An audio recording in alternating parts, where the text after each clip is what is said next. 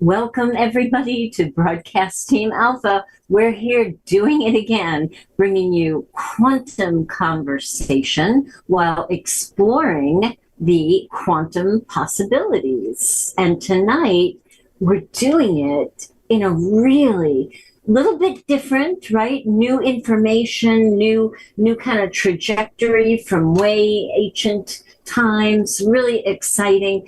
And before Aage tells you about our luminescent guest, I just want to thank you guys for being here. I know I'm being a little goofy. Thanks for being here. Thanks for joining us. Thank you for your super chats.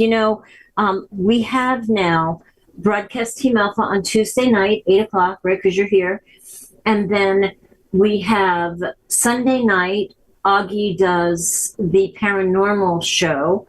And then Friday night at 7:30, we've got the Quantum Wellbeing Show. So we're really growing. And if you don't know about our MasterMind Connection, which that takes up 3 separate nights, a day and 2 nights, we've got a lot of stuff growing and building. So if it's in your heart's highest good, and if it's in your means, we would so welcome, if you would throw a donation in the tip jar for us. We'd really appreciate that.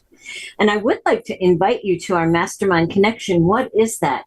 It is like a spiritual creation box. Okay, I'm going to talk Abraham Hicks language. It's where we all get together in our spiritual creation box, and we decide, we intend what changes we want to manifest in the world. They're benevolent. They're all benevolent. They're for the highest good.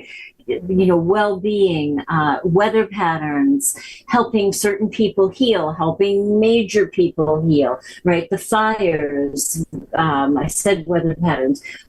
We helped a friend's wife who was just about to be put on the ventilator during COVID, during that time. So sick, was about to be put on the ventilator, and we masterminded for her. We had a beautiful visualization, and that's how it works. We work with the laws of the universe. We get a vision of seeing, I'll give you an example, of seeing John's wife healthy and healed and walking out of the hospital. Right? We all imagined her. We don't even know what she looked like, but right, it doesn't matter. We still connect. We imagined her walking out of the hospital, and I've been a nurse for 150 years. People don't go from almost being put on the ventilator to being discharged the next day. That never happens, but it happened with her.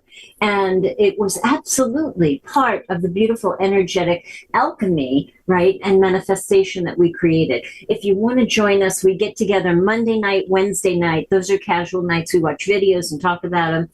And then we get together on Sunday where we do the actual manifestation. And it's a beautiful guided imagery. It's a meditation. And then we hang around and talk if you want to. If you want to join us, send an email to the MasterMind Connection at gmail.com. Aage will send you the link, and you can come hang out with us and see if it's something you want to continue doing with us. We'd love to have you. It's so much fun. So Aage, without any further ado, please tell us about our guests. I'm so excited. Oh, yes, this is going to be so much fun. We have Sarion Michael White with us. And I know a lot of you know him already, but I'm going to say a few things for the 3 of you out there that don't. And he is a researcher into UFOs, ancient civilizations, the hidden history of the world. He is an astral traveler, and I've seen a lot of strange stuff out there. He's a contactee.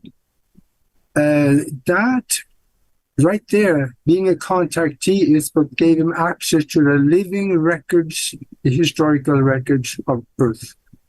And he teaches people how to become their own channel. He's an author, and he wrote the book Raya, Sands, and the Bridge Between Worlds. And he talks very eloquently on one of my favorite subjects, and that is the mystery schools of millennia past. And for the next hour or so, he is with us so we can brainstorm with him and learn some of these ancient secrets. So welcome to the show there, Sariam. Yes, thank you so much for having me.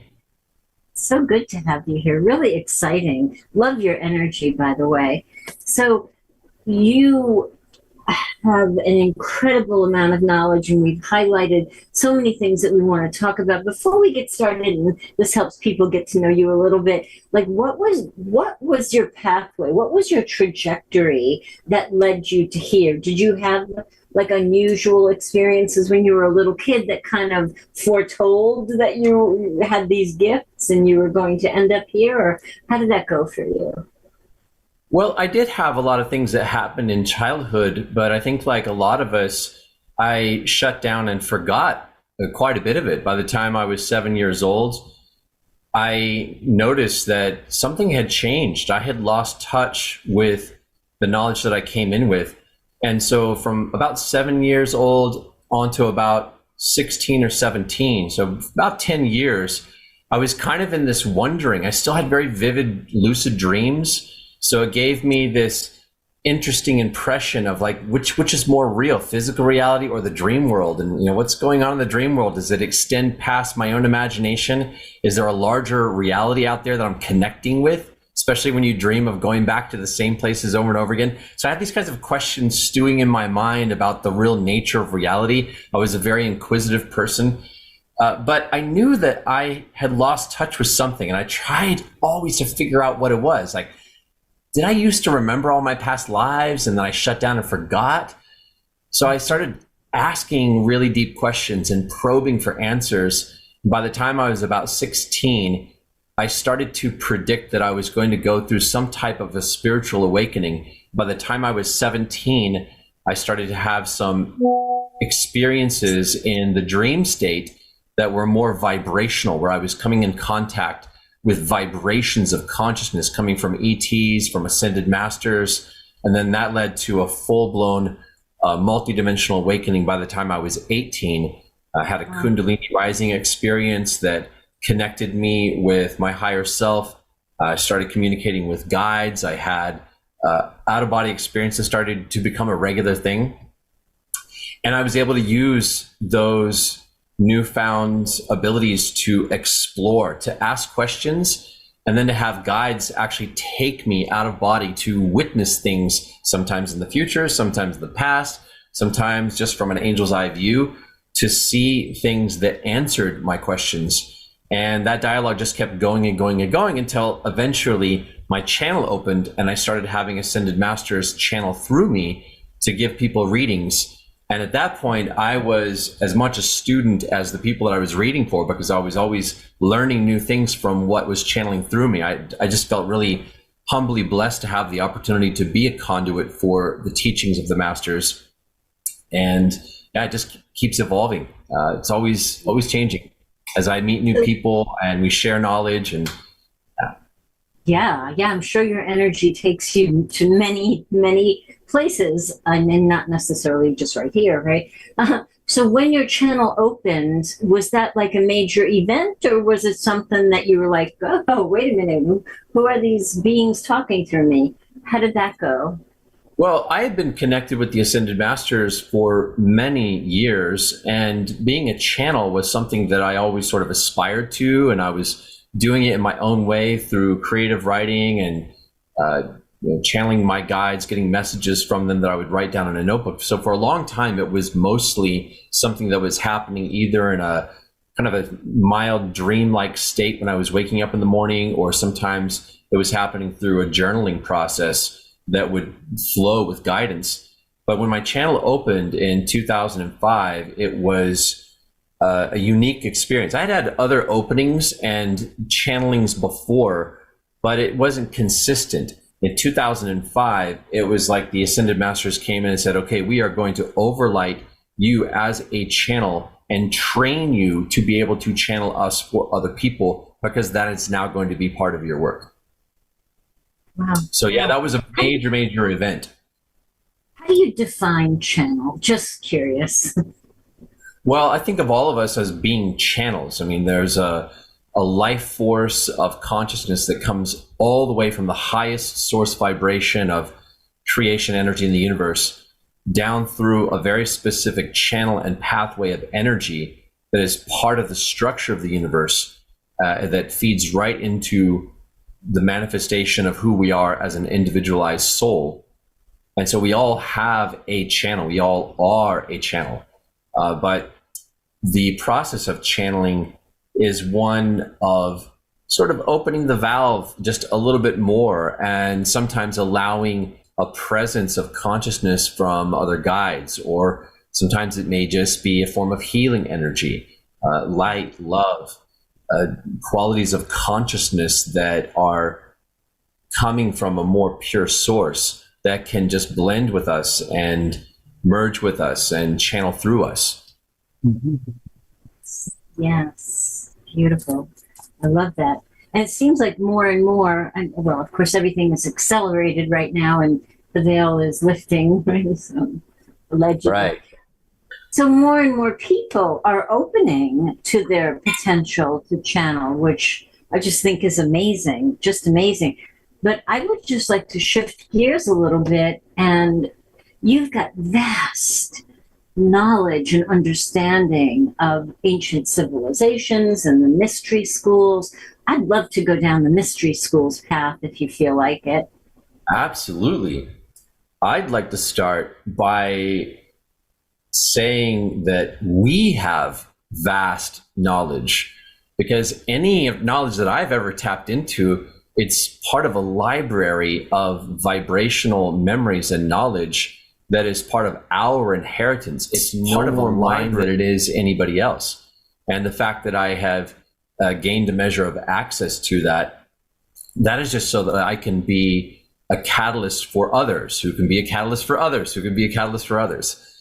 Because it's something that was designed and meant to awaken within all of us eventually, but especially certain people that are more primed and ready to be a part of these waves of activation that are opening up.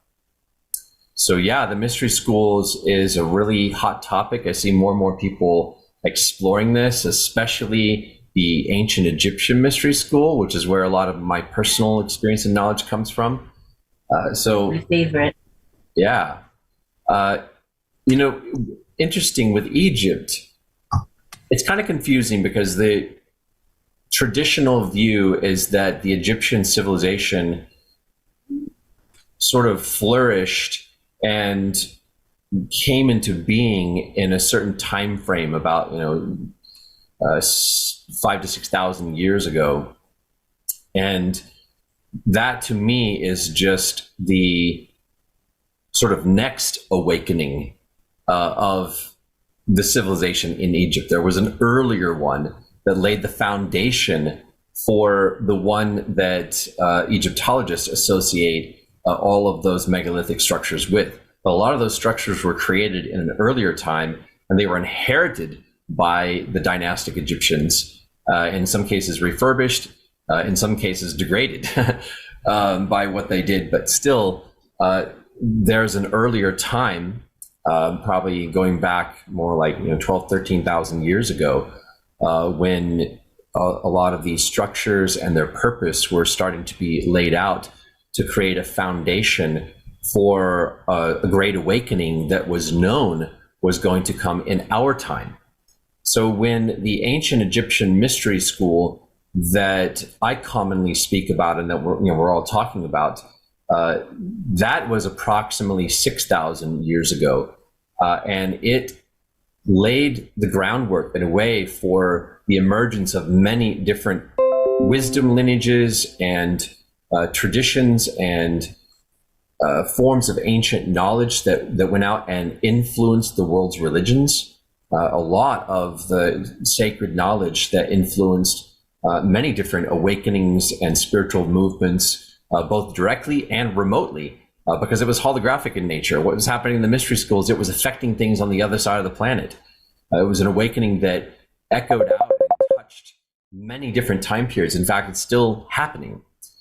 So what the ancients, the remnants of Atlantis set up with some of these pyramids and temples, and what they were designed for as instruments of higher consciousness to help uplift consciousness. When that got inherited and the earth reached a certain position in the heavens where the influence of certain star groups was able to start reactivating the purpose of some of these temples to bring in more light that could be harnessed through the process of these spiritual initiations that were taking place in the mystery school. When that started to happen, it was a whole new awakening that set up a framework for part of the awakening that is happening now. And I'll briefly tell you how that works and why it works the way that it does. And then I'm happy to take any questions. So it was known that there was going to be this moment of cosmic opportunity that would take place in this time period, that the earth was going to be flooded with light once again, even more profoundly than it was during the time of the mystery school itself. And that there was going to be a need for the humanity of this time period to be supported into these other levels of awakening, to tap into this light, to begin to integrate light back into our bodies and to hold it as a community vibration that could awaken the rest of the world. So it was known that there would be people like us that would feel drawn to be emissaries of light and to anchor light into our bodies, to want to climb the ladder of vibrations once again, as we had done in ancient times.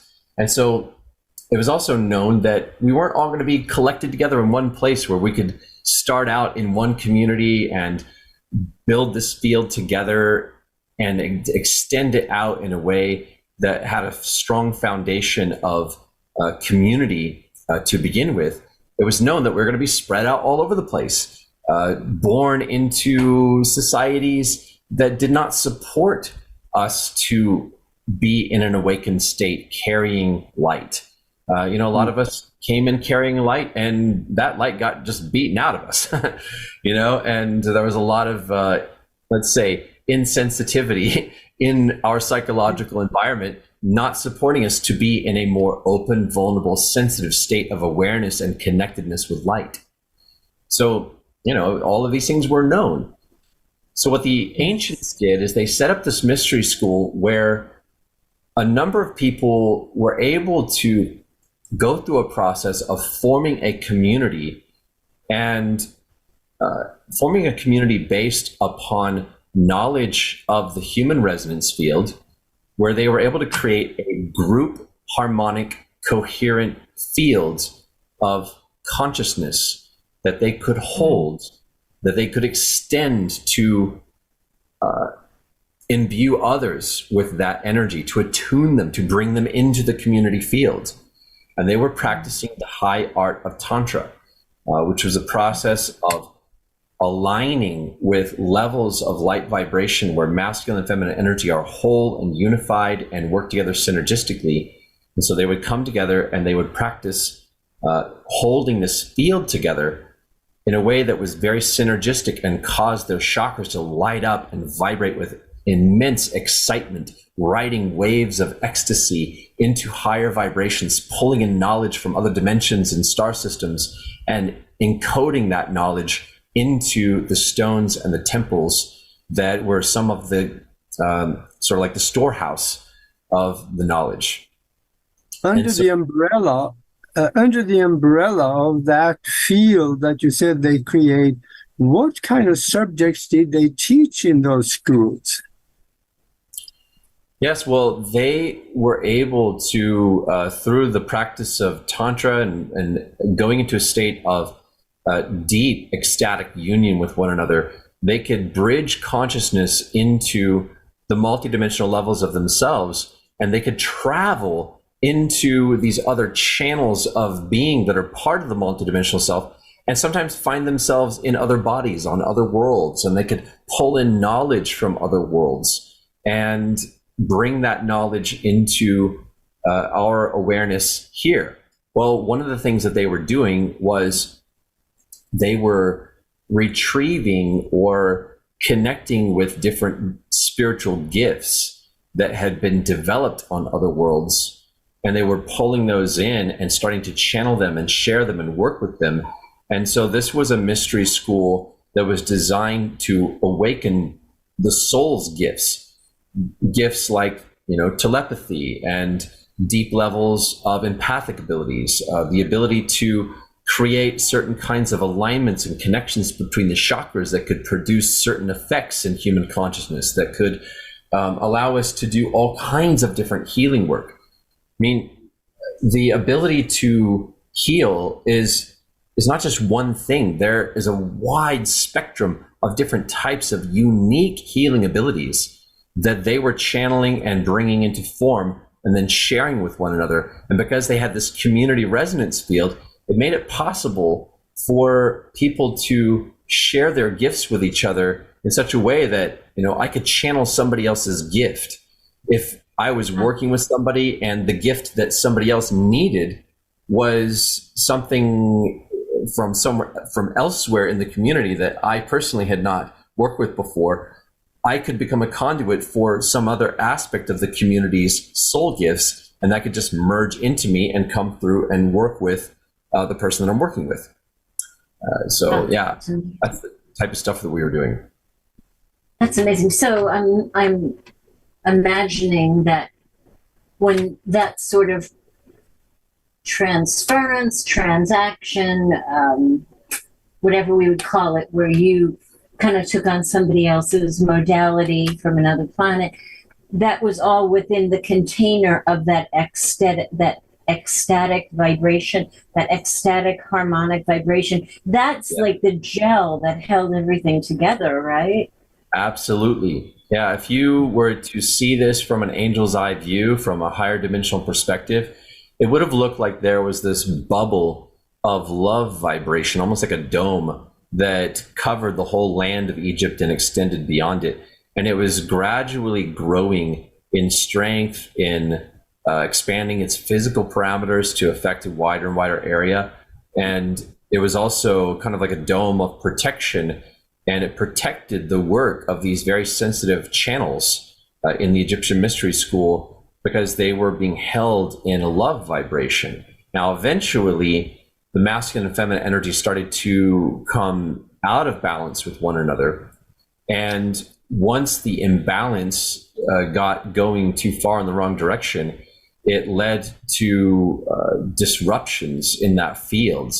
It weakened the protection. It caused a polarization to start taking place, which was also part of the plan, because that was how we were going to draw in our wounded masculine and feminine selves from different places in the galaxy to come in and participate in attaching themselves to the polarized aspects of the field, so that it would imbue that into the Great Pyramids, and it would create a special kind of setup and an initiation that would be picked up in this time period. Because in order to ascend back into these other levels, we have to now clear the things that we drew in and attracted into the polarized version of the mystery school. These so mystery schools, mystery schools has been around a very long time. And I'm wondering, where did the information originally come from?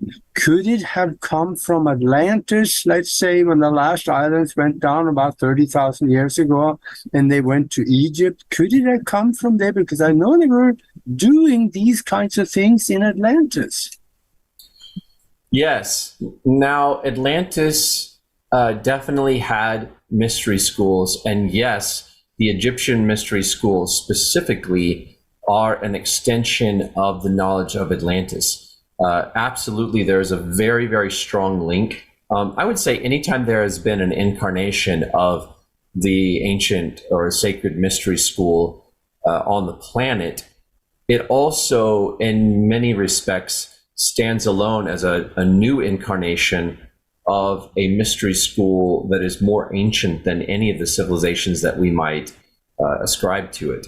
So, even though there's a direct link, there's a knowledge link between the Atlantean mystery schools and the Egyptian, you could think of each incarnation of the mystery school that took place in each time period also as somewhat of a standalone incarnation of the mystery school, because there was a whole new dispensation of light that was also coming in that was unique in each time reference.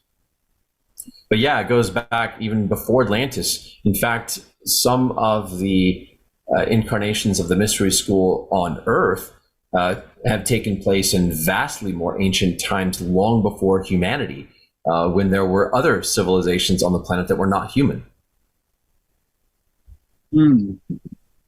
I also know, I heard Greg Braden, he went to Tibet and he met with the Dalai Lama.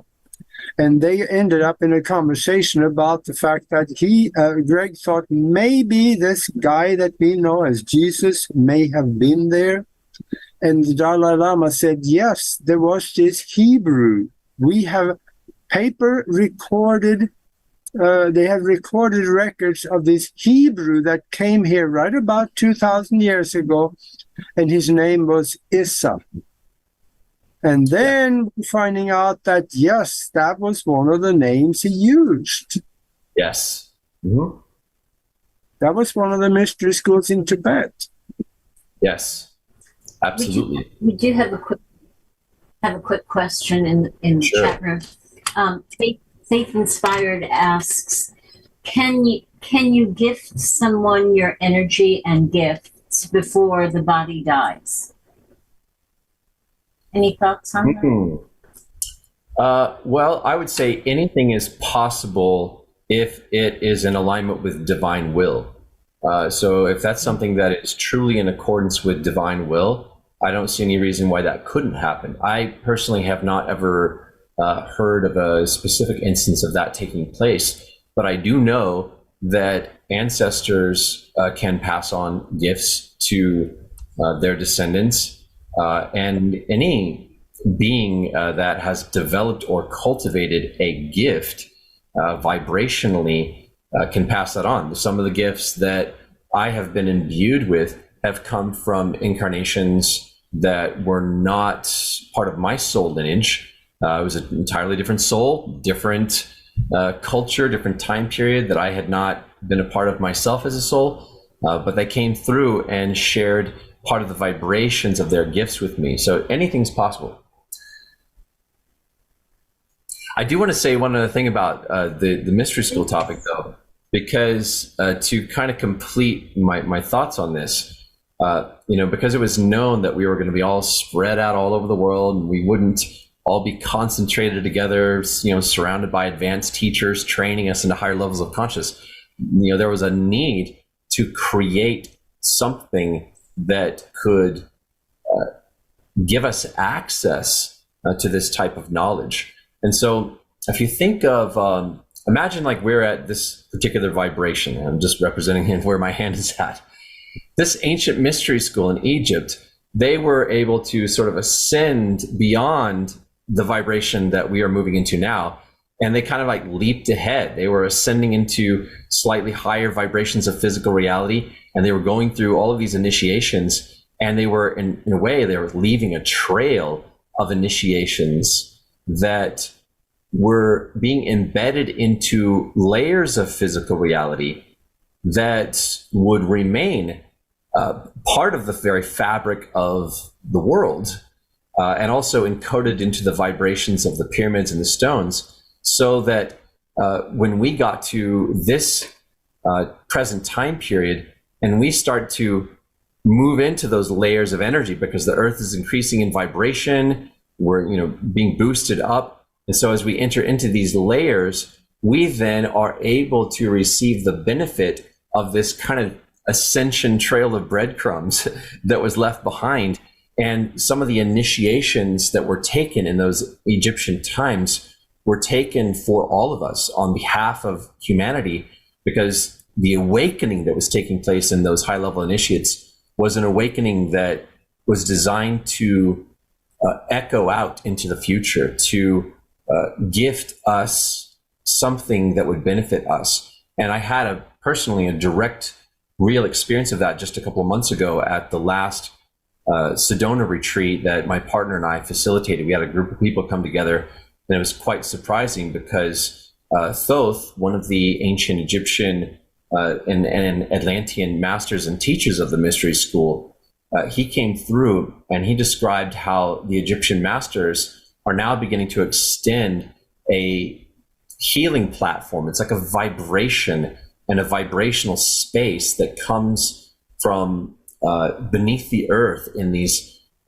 the inner sanctums of the masters beneath the land of Egypt, and where there are still temples that exist at a higher vibration. I mean, they're there physically as well, but the masters are there at a higher vibration. They're able to extend this healing platform out to us to connect us with some of the benefits of the initiations and the healings and the clearings that already took place thousands of years ago, but created a pathway for our awakening now, so that we're not starting from scratch in this current awakening ascension process. We're able to inherit things that were already laid out for us. And so one of the things he said was that during the mystery school initiations, people would go through an experience where they would clear all of their self-conflict. They would have to address wherever they had internalized a form of self-conflict, and they were able to achieve profound breakthroughs in consciousness where they transcended self-conflict and purged it from their consciousness and lived life without it, anchoring in that human potential and imbuing it into stone, such that now that we're at this vibration, the stones are beginning to speak to us, to share with us the memories of this human potential that we can now choose. So imagine that you start to become aware of what a detriment it is to be in conflict with yourself in any way. And you get serious about wanting to clear that. Well, what if you just receive the support of human beings who have already done that, and to receive their encouragement to align with their experience of transcending conflict and allow that experience to reflect inside of your body and consciousness in a way that reveals that aspect of your potential, which is a potential everyone has. We all have the potential to transcend self-conflict. So Thoth gave us this opportunity to receive a clearing. And I was surprised because when I woke up that morning, I felt so much self-conflict come up inside of me. I was wondering, like, wow, how am I going to be able to channel this retreat today? Because I felt and where is this coming from? Like, this is coming out of nowhere. I couldn't understand at first, why was I feeling this? There wasn't even anything that had triggered it, but suddenly I was face to face with some of the deepest energies of self-conflict. And then Thoth came in. I think he was the first master that channeled through me that day. And he said that we were in the midst of a clearing because they were extending this healing platform and offering for us to receive from the benefits of those that had cleared all self-conflict. And that's why that energy was coming up. It was actually part of a healing process. And over the course of several hours, that energy came up and out. It didn't just come up, it came up and out, and it released. And I want to say at least some measure of self-conflict that I had been living with for my whole life since childhood, it just got resolved in a very graceful, beautiful healing ceremony. Not that I'm 100%, clear of it, but it's we take these steps, and every time we take one, we're hopefully making it easier for other people that are coming after us in this process. Absolutely. You mentioned also just a little. Oops, I'm sorry, Nori. Go ahead. You mentioned that the stones will talk to us. It sounds a little far out there, but there is some science behind that. Because I know that they have done experiments with putting voice and pictures into crystals, and they get deposited just like you would deposit them on a computer, and they were able to retrieve them. In fact, also, they were able to retrieve them in form of mental images, which is more telepathic. So what you're saying right there, there is science behind it, and that works. Yeah, well, the way that I came to understand this, and this started from my own experience of going to Egypt and, you know, laying my hands on some of these statues and stones and feeling them vibrate knowledge into me and hearing messages speaking to me as if somebody in Egyptian times, thousands of years ago, knew that I was going to come and one day touch that stone. And it's like they were using some type of a way of focusing their attention through the elemental energy of the stone to talk to the future. And they could see me there. They were speaking to me about who I am and what I came here to do and what my connection to Egypt was. So I've had my own experiences of this, both physically and remotely, because there's even more that came to me after visiting Egypt. But my understanding of it is that they knew several different things. And this is some of the ancient knowledge that I believe came from Atlantis, which is that human wisdom lineages can be broken. You know, somebody can die unexpectedly before they passed on their knowledge. They knew that human wisdom lineages can, you know, the knowledge can become corrupted as we move through ages of light and dark. And so in order to pass on knowledge to the future, they needed to pass on their knowledge to beings that did not die. And so they started working with the elementals of nature, elemental beings, beings that live inside the construct of matter, that inhabit the stones and the crystals and the mountains and the rivers, and that can be entrusted with information. And that was something they utilized. They built these temples knowing that the temples would house various types of beings that were being welcomed into those temples as memory keepers. They knew that there are certain types of elemental beings that specialize in receiving and holding memories and making them accessible in the same way that we would store information on a hard drive. Except it's happening in the natural world with beings that are far more conscious, ancient, multidimensional, and accessible to us throughout all the ages. So they knew what they were doing when they built these temples and encoded the information into them. Love that. I love that. And you, of course, are a channel, and now you're helping people to open to being a channel themselves. What does that look like? How does that work? If I wanted to come work with you, how would that be?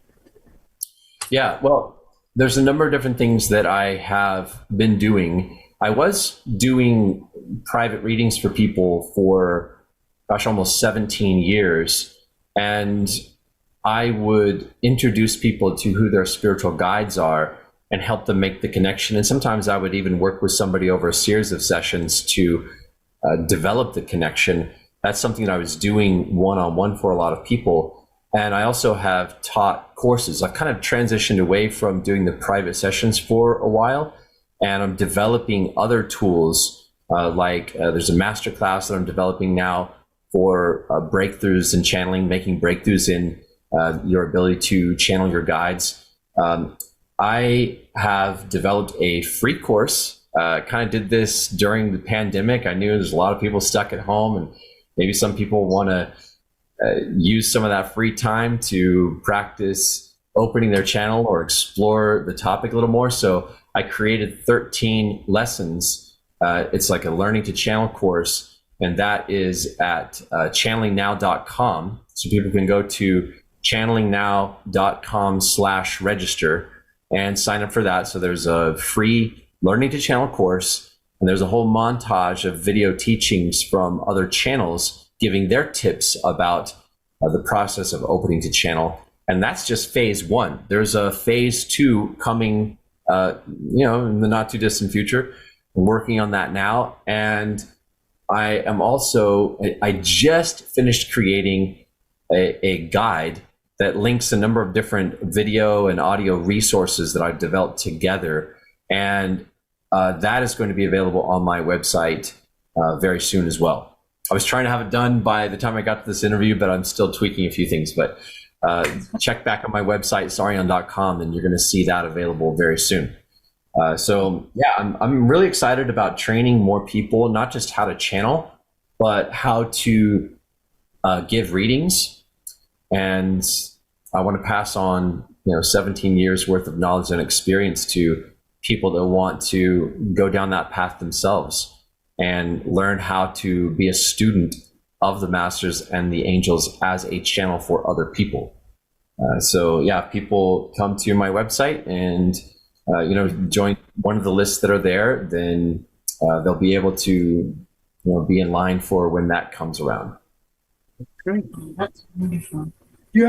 You have also learned how to access the living records of Earth. How do you perceive those living records? Is it mental connection? Is it visionary? Or do you see it in a pool? Or how do you get the information from there? Well, I think that all of our minds have the ability to collapse distance. When you start to think in terms of there being, no space, no time, that the mind is capable of bridging any gap, as if all things are present, that our aura has the potential to reflect knowledge from anywhere at any time. And so all the records of life in the universe are accessible to us. It does help to learn meditation. As you know the value of meditation. So learning how to meditate and to be able to go into a deep state of relaxation and, more importantly, receptivity, that is very, very useful.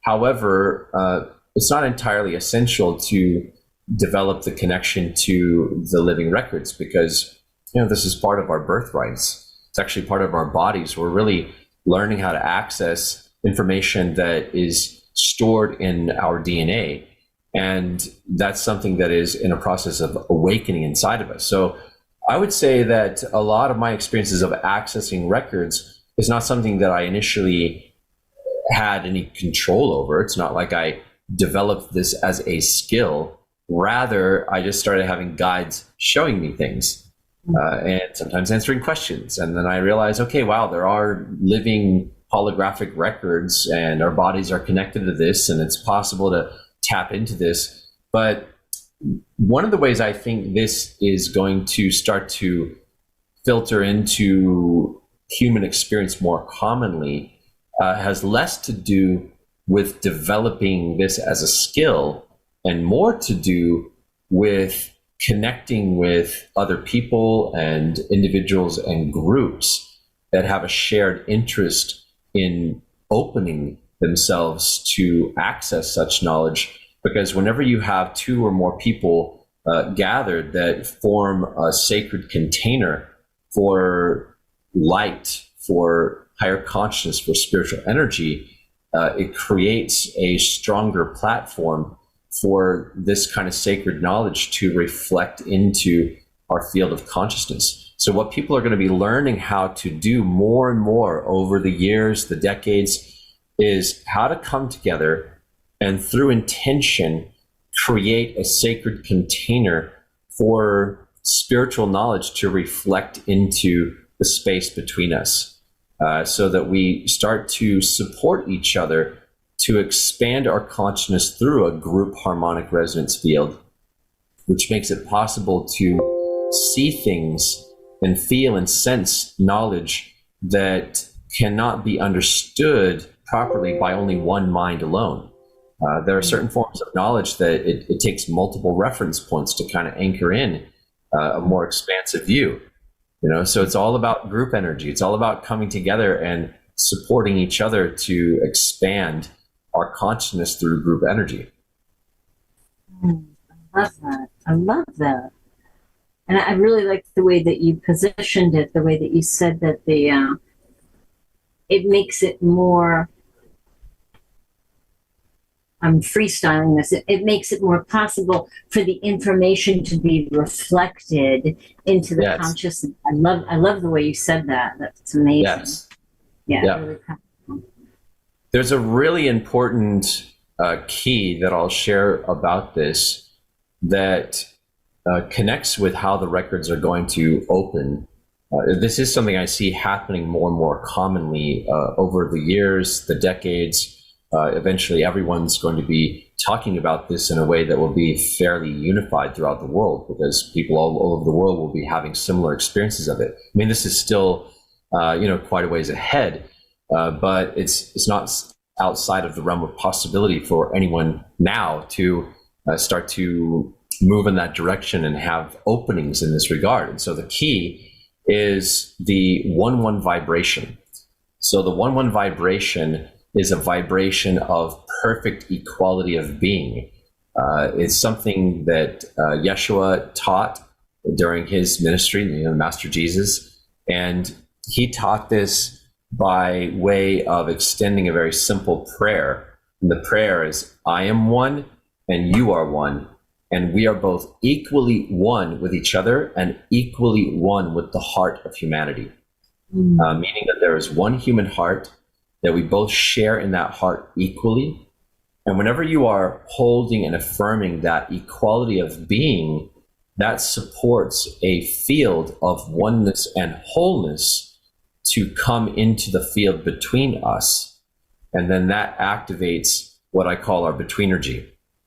So betweenergy is like a place between every two souls where you can't tell the difference between where one soul ends and the other begins. And between friends and soulmates and people that work with this kind of oneness energy, that betweenergy can open up into a space of shared personality and reflectivity, where you experience yourselves like extensions of a shared third being that is resonating in the field between you. So I actually kind of coined that word and that meaning when I was channeling this book. So you can see it. It's Roya Stands and the Bridge Between Worlds. So this is where that word kind of entered into the global conversation through this book. Love it. I love it. Where can we get that book? It's available on Amazon. Perfect. Yeah. Now, will you say that again, because it was so magnificent? The one and the one. Say that again. Yes. I am one and you are one, and we are both equally one with each other and equally one with the heart of humanity. Those were words that, I mean, this is the English translation that filtered into my consciousness, but these were words that were originally spoken by Yeshua, 2,000 years ago, that I was shown in the living records of his life and teachings. It was actually St. John that was speaking the words that Yeshua had instructed him to speak to people in the memory where this comes from. When you look at the living records of Earth, that could involve the past, present, and the future. So if you look at that, what do you see in our future? We know the present and the past, but what about the future? What do you see? Yeah. Well, I've been shown a couple of different timelines. Well, I mean, a number of different timelines, but there are two specifically that look like they kind of run parallel to each other for a while. And both of these timelines are there to contrast one another so that we can experience a very powerful test of discernment. Because in one timeline, humanity is being led astray into a kind of a technological prison with AI and augmented reality and ever more advanced forms of augmented reality that, if it becomes a big enough cultural phenomenon that people start to see augmented reality as the pathway for us to all become unified, we will lose our way. We'll lose our freedom. Our brains will be hijacked by how that technology can also be used to control us on that timeline. the other timeline is the ascension timeline. It's the timeline where electronic technology and even things like AI have a more limited and beneficial role that supports us to free up our time so that we can have more time to practice sharing consciousness and building vibration and developing these really powerful attunements with the natural world. I mean, imagine if technology was, running in the background and not just in our faces, wearable, all over our bodies. And instead, it's being used. AI and automation is being used to create the resource of time for everyone in a way that everyone benefits, not just people who want to use it to increase their bottom line. Things like AI. I'm not an anti-AI person because I think it has a place on both timelines, but as you go further down each timeline, you will see very different uses for these kinds of technologies that are currently coming into being and being developed. So if you go far enough down the ascension timeline, the timeline of our highest potential, and I would also say that these two timelines are distinctly different from one another because one of them is ultimately a dead end. In one timeline, we end up trading away the Earth's resources just to get access to more and more advanced forms of alien technology that can enhance the user experience of this type of, wearable, augmented reality inner experience. And then on the other timeline is a timeline of an infinite future where we transcend time and space and take our bodies with us beyond the light barrier and become a race of galactic beings like the Arcturians, beings of pure love and light, traveling faster than the speed of light, working with other emerging civilizations to guide them in the same way that advanced civilizations like the Arcturians are guiding us now. One future has a dead end, one future has an infinite possibility. And for a while, those two timelines are going to run parallel to each other because the contrast creates the challenge and the test of discernment that we were meant to evolve through so that we could eventually warn other worlds about these different pathways. I'll take 2 tickets for the other timeline. Thank you. Right. Yeah. And that's also, this whole book is a teaching. It's a teaching about those timelines. Really? Yeah. I received the whole book was given to me in visions. I would go to sleep at night. I would see the characters. I would be living through the dramas with them. And in some cases, I would have visions that spelled out very large revelations about the timelines that all got encoded into the book. So it is a revealed fiction book. It's a spiritual teaching about the timelines. I hope more people read it.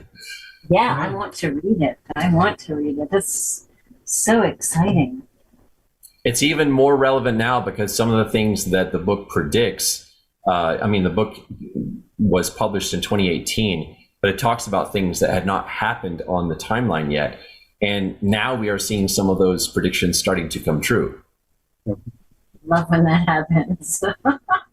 Love when that happens. Augie, you were going to say something. Okay. Yeah, when you're talking about that, it's coming through. That reminds me of a saying that America will definitely have an enormous shortage of conspiracy theories because they're all coming true. Yeah.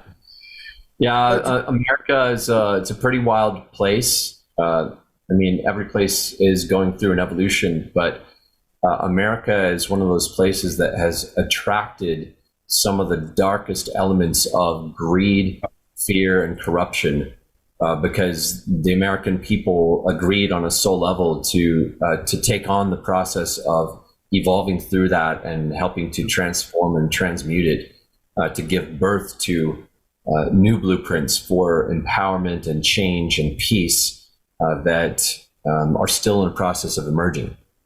Yeah, I see we got 5 minutes left on the show, but I really want you to comment. You are an astral traveler, and speak to the people about that for a little bit. Out-of-body experiences can take you places which are amazing, and maybe speak to how simple it is to learn this. Just give them a little treat. Anyone who really, really wants to learn, and I would say that probably for the average person, you have to want it more than you don't want it.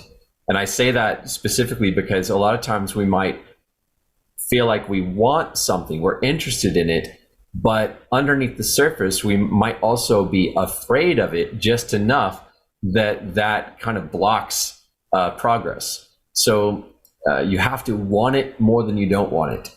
But if you really want to learn, you will receive help. You don't have to figure out how to do it on your own. You will receive help from spirit guides, from beings that can help you. And what that help might look like is you'll start to experience contact from guides that can help you get into various levels of an out-of-body state. It might not necessarily lead to like a full launching out of body right away, but sometimes it starts by your guides contacting you at just the right time, either during a nap you're taking, or sometimes they might wake you up in the middle of the night when you're in a certain kind of in-between wake and asleep state for a little while. They contact you when you're at a certain brainwave state, and they might ask you, are you ready? Not that you'll necessarily hear the words, but the information is there. There's an invitation that says, are you ready for training? And if the soul says yes, the conscious mind might not even know what's going on. The conscious mind might be going, whoa, what is going on? I'm feeling these vibrations. But if the soul basically said yes to the training, so stuff starts happening. And, so you get contacted when you're just at the right moment of awake and asleep. It's a mind awake, body asleep state. And vibrations will start to come in that cause you to become aware of the second body, the ethereal body. And you start to feel that there's a difference between the physical body and the vibrations of your second body, that the two exist independently of one another, and that they're designed to be matched, to work together. One fits the other like a glove, but they can also come apart. Not that there's, the link is ever severed until the body passes and you transition into the afterlife experience. But yeah, you can ask for help and just start to notice the vibrations that come to you when you feel that something is happening, and then see where that takes you. Yes. Beautiful. That's beautiful. We have about 2 minutes. Tell people one more time how to find you, how to find your book. Yes. So the book, Roya Sands and the Bridge Between Worlds, is available on Amazon. And you can find me at saryon.com. That's saryon.com. You can also look me up on YouTube. And I encourage you to go to my YouTube channel and subscribe and turn on your notifications, because I'm posting new things, sometimes not super consistently, but it kind of comes in waves. I get an inspiration, and I'll answer a lot of people's questions for a while and start posting new things. I'm about to move into doing more now. And yeah, I love hearing from people. When people leave me comments, questions, I try to be pretty good at engaging and interacting with people. I just subscribed to your channel, so thank you. Thank you. And also, some people might be interested in this. I just channeled an update from the Arcturians, and I just posted that to my website. And it's right there when you first go to the website. It's the first thing you see, and it is a 2-hour long webinar that was taped on Zoom. And you can sign up for that. It's donation basis. So, if you feel to receive it as a gift, you can. You can also leave a donation. Either way, that is there. It's beautiful. Is that the one where you said that the Arcturians are helping you do the seminar? Yes, one of my Arcturian guides came in and channeled through me for, gosh, it was almost an hour, seems like. He was speaking through me and giving a whole planetary update. Oh, that's interesting. Thank you so much, Jan. Thank you so much. I'm going to have to read your book and maybe you'll come back on and let's talk about your book in the not too distant future. Absolutely. Thank you so much for having me on. It's been a pleasure. Thank you. This has been wonderful. Thank you very much. Yeah, thanks, Aage. Thanks, Max. Thanks, everybody in the chat room. I see you guys lively as usual. Love you guys all so much. So much love to you. Please take care of each other. And we'll see you either Friday night at 7:30 for the Quantum Wellbeing Show. It's only a half hour. It's just a little blip. It's about everything quantum well-being. Last week, we talked about what do women want in relationships. I'm not sure what the topic is this week. We might talk about what men want and then bring it together. And then we've got Aage on Sunday night at 9 o'clock. Is it 9 o'clock Eastern, Aage? Yeah, the paranormal world. And yeah. So put your seatbelt on for that. On Sunday night, I'm interviewing a guy from Sweden. He's talking about all the weird stuff going on in Sweden. That'll be interesting. All right, guys. Much love, everybody. We'll see you next week. Take care. Thank you, Sarian. Thank you so